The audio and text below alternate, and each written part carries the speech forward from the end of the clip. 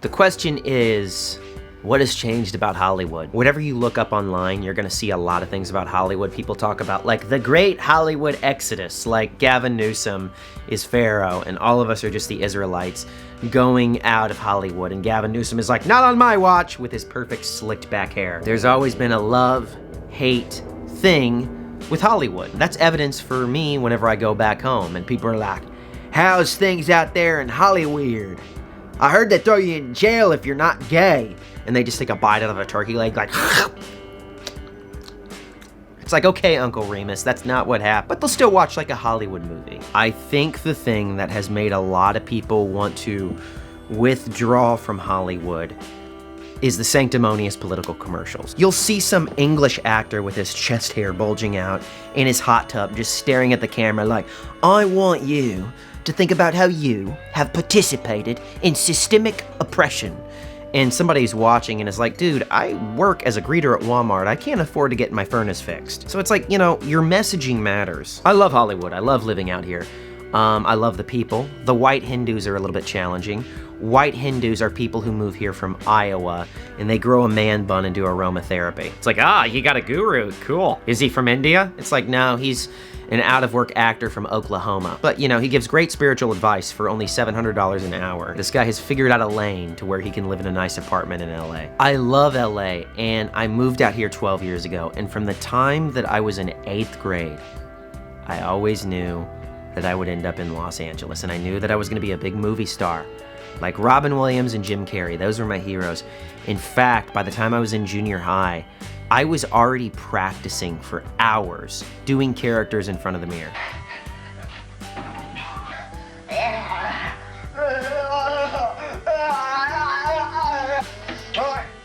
My name's Mellencamp.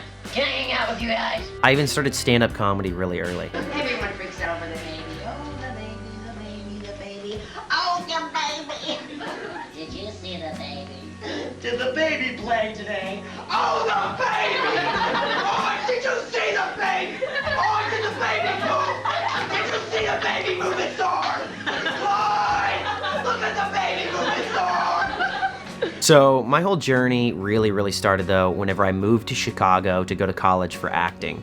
And I got a degree in theater. You know, I'm just gonna let that sink in for a second. I think there should actually be fundraisers for people who made the horrible mistake of going to school for theater.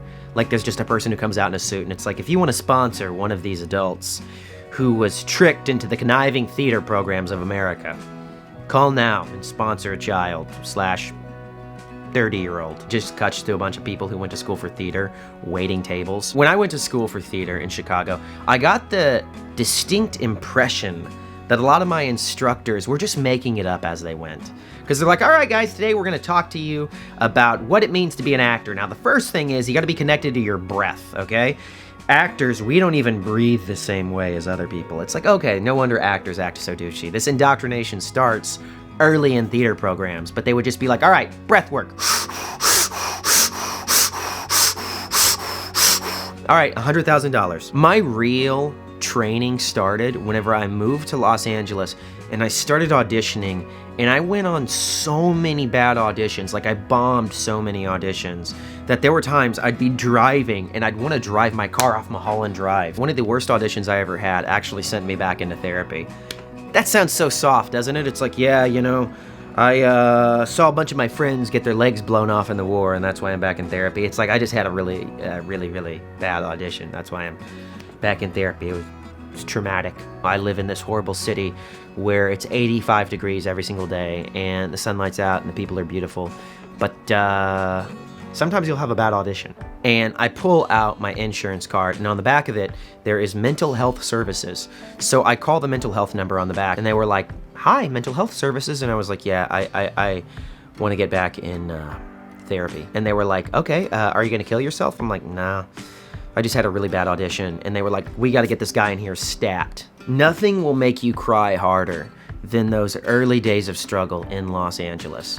Because you are surrounded by beauty, but internally all your insecurities just to the surface. You'll let out some of those cries that you let out whenever you were 6 years old and you skinned your knee. You just all of a sudden came face to face with your ego, and it hurts. You're like, ah, ah, ah. like, you'll see that on the freeway in LA. In fact, you're more likely to see someone crying in their car than you are to see actual rainfall in Hollywood. You gotta consistently work on your mind out here, especially now, because this city has gotten worse. I hate to sound super negative, but people ask me all the time, like, what's it like living out in California? I'm like, do you want me to tell you what it was like living in California in 2019 or 2020 onward? Because 2019, yeah, it had its problems and stuff like that, but it was like awesome. Now it's really hard to ignore because the crime level has gone through the roof. You're like, oh, look, it's a palm tree. But there's a guy getting stabbed underneath. So you're gonna hear two narratives whenever you talk to people about Los Angeles now. One is people just ignore all of the stuff. Oh, LA, it's not bad, you know, it's bounced back. That's like a right-winger thing. It's not bad. And then you'll see the other side where people are like, dude, I heard it's like a third world country out there. Like, people are just starving in the streets and there's chickens walking on the road. The lanes on the freeway aren't marked. It's like, dude, this isn't TJ. But it has changed, and I'm going to tell you my opinion why. Hollywood is a place where people go because they had a lot of pain in their life. That's just the harsh reality of it. They come to Hollywood and they are in pursuit of a goal, a dream, a different life that was better than the one before. And I think what happened in 2020 was the rug was pulled out from underneath that, to where now you're forced to not work. You can't be pursuing these lavish goals. You are sitting inside of your apartment, and like I said, all of the stuff floats to the surface, and you're like, thoughts! We're already addicted to our phones in society, and I think when 2020 happened and we were forced to sit still, we were on our phones even more. Now, psychologists will tell you that it takes 21 days to be able to form a habit, okay? So we were under lockdown for more than 21 days. So people are now just addicted to their phone. There's kind of a despair in the air of the city, and you know, people were forced to deal with their trauma in some ways, and some people didn't get the help that they needed. So now it's like people walking around in LA, and it's kind of like a robot shorting out. Now, am I speaking for everybody? Absolutely not. But am I speaking for a lot of people? Yes. If you come here in 2020 onward, the vibe is totally different from 2019 down in LA. And then finally, this isn't one of the reasons why Hollywood is different, but I'm gonna say it anyways. There are so many lanes to entertainment now. There used to be one lane, and it was directly through the Hollywood system. Film, TV, music. You would get a manager, you would get an agent. As a comedian, back in the day, you would try to get on The Tonight Show, and then if Johnny Carson invited you over, I wasn't in LA at this time. I don't even know if I was born at the time Johnny Carson was on TV, but he would call you over to the couch. And, you know, in recent years, it was about getting on Comedy Central. It was about getting a half hour on Comedy Central, getting an hour special on HBO.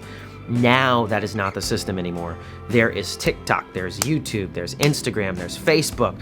There's so many lanes that are open now, and people are on their phones, they're watching TV, there's so much noise. So the focus is not on Hollywood anymore. Couple that with the fact that everybody has a camera on their phone, and so people are just naturally looking at themselves all the time. And when they see someone who has put in years and years of work becoming an actor on TV, I think a lot of people are like, I can do that.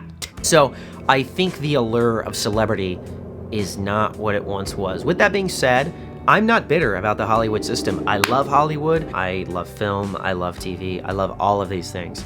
However, you know, I recognize that there's a lot of lanes that have been opened. Maybe in 5 years, we all get burnt out on social media and everybody goes back to flip phones. And Hollywood has a resurgence and people start really loving movies again. Blockbuster comedies come back. It'd be awesome. Only time will tell. So guys, if you like this video, please leave a comment, leave a thumbs up, subscribe, and I'll see you guys in the next one.